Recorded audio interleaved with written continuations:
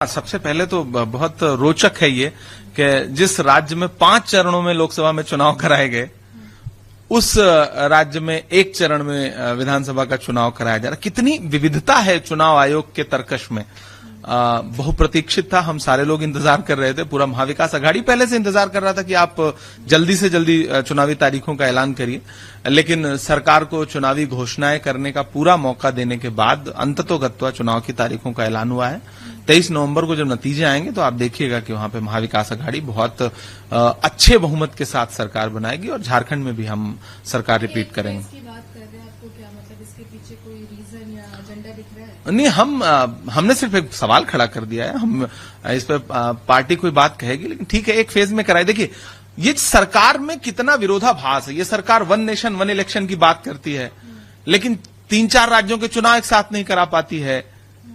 ये सरकार उपचुनाव जहां इसका इंटरेस्ट है उन उपचुनावों को पहले लाती है, कुछ उपचुनावों को बाद में लाती है, कहीं की घोषणा नहीं करती। मतलब सरकार में चुनाव आयोग की बात कर रहा हूं। तो इतना कुछ विरोधाभास होता है, और फिर जब आपके संशय और आपकी शंकाओं की बात रखी जाए तो फिर वो एक शेर सुना देते हैं मुख्य चुनाव आयुक्त महोदय।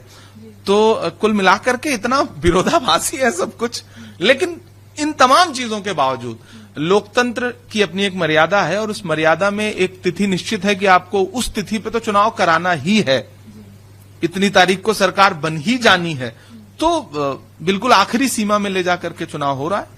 और स्वागत है चुनाव का, हम लोग तैयार हैं, हमारी तैयारियां हैं, महाविकास अघाड़ी पूरी तरह तैयार है और हम सरकार बनाएंगे। जो रिजल्ट हमने लोकसभा में दिया था उससे बेहतर रिजल्ट आपको महाराष्ट्र में इस बार महाविकास अघाड़ी का देखने को मिलेगा। सर, वहीं अगर हम बात करें, वायनाड के भी इलेक्शंस के अनाउंसमेंट हो गए हैं, प्रियंका गांधी जी लड़ने वाली हैं वहां से, तो क्या आगे कोई स्ट्रैटेजी? देखिए, वायनाड की जनता, वहां के मतदाता, जाहिर सी बात है, राहुल गांधी जी को उन्होंने जो प्यार और जो समर्थन दिया था, लगभग वैसा ही प्यार और वैसा ही समर्थन देने के लिए वो तैयार हैं, इंतजार कर रहे हैं। और हम सब भी बहुत इंतजार कर रहे हैं कि प्रियंका जी देश की संसद में आए, लोकसभा में आए और राहुल गांधी जी के कंधे से कंधा मिला करके सरकार की तानाशाही के खिलाफ आवाज बुलंद करें, लड़ाई लड़ें।